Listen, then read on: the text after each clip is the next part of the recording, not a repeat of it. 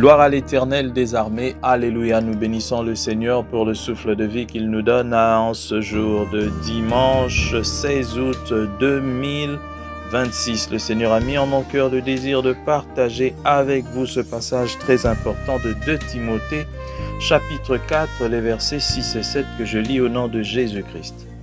Le temps de mon départ est arrivé, j'ai combattu le bon combat, j'ai achevé la course, j'ai gardé la foi. Alléluia. Bien de fois, lorsque un frère, une sœur en Christ meurt, on se sert de ce passage de 2 Timothée 4, 6, 7 pour marquer ce temps. On écrit ainsi sur des banderoles, des photos qui lui sont dédiées. J'ai combattu, donc on écrit, il a combattu le bon combat, il a achevé la course, il a gardé la foi. C'est en quelque sorte un témoignage du parcours d'un enfant de Dieu. Mais seulement ce qu'on oublie souvent, sont les circonstances dans lesquelles l'apôtre Paul avait écrit cela. Eh bien, l'apôtre Paul a écrit sa dernière lettre alors qu'il était prisonnier à Rome. Elle était destinée à Timothée, son jeune collaborateur qu'il aimait particulièrement et auquel il rappelle plusieurs souvenirs personnels.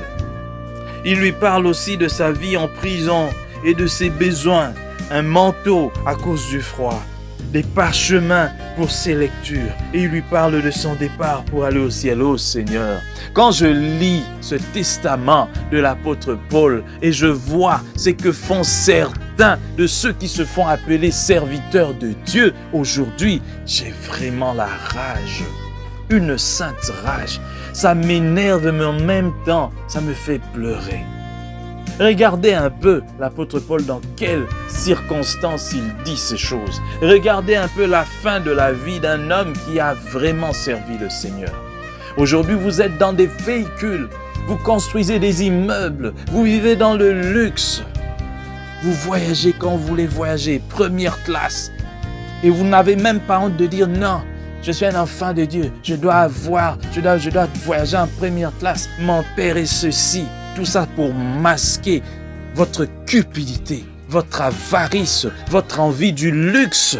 C'est ça que vous masquez en réalité. Je n'ai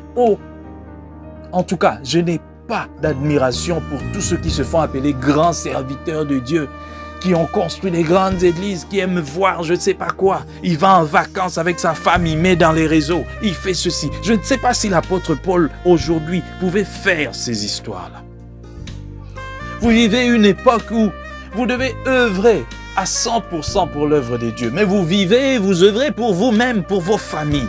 Et ça fait du mal. Lorsque j'entends ces paroles de 2 Timothée, que ces mêmes personnes aussi prêchent de foi. Mais ils les prêchent comment? Nous, on a fait des grandes choses. On a construit, on a organisé des grands séminaires, des grandes campagnes.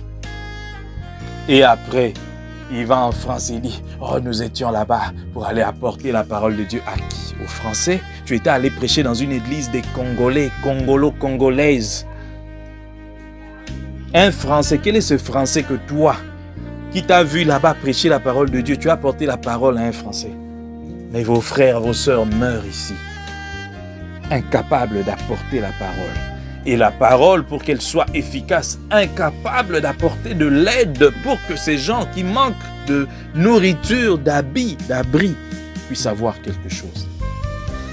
Prochainement, ne dites pas de bêtises, qui que tu sois, qui que tu te fasses appeler serviteur de Dieu, grand ou bien je ne sais pas quoi. Ayez l'humilité. Voilà des gens qui ont combattu le bon combat. Aujourd'hui, si l'apôtre Paul vivait, on allait dire cet homme, il a des problèmes dans sa famille, il a des liens, il a tout ça, il n'évolue pas. Mais voilà des gens grâce auxquels nous avons l'évangile aujourd'hui. Nous avons la parole de Dieu. Nous pouvons nous dire aujourd'hui que nous sommes chrétiens. Voilà comment ils ont vécu, comment ils ont fini. Ils ont commencé avec Jésus. Ils ont fini avec Jésus. Et l'apôtre Paul est un exemple pour nous tous, serviteurs de Dieu. Il a commencé dans le luxe, il avait tout. Jésus l'a rencontré, il a tout abandonné. Il a changé de voie. Et regardez comment il finit sa vie, en prison. Que Dieu bénisse sa parole. Qu'il nous donne ce cœur de vivre aussi comme ceux-là qui ont marché avec Jésus-Christ. Ceux-là qui ont fait que nous soyons aujourd'hui des serviteurs de Dieu.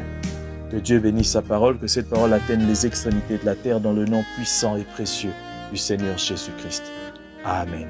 Bonne soirée à tous.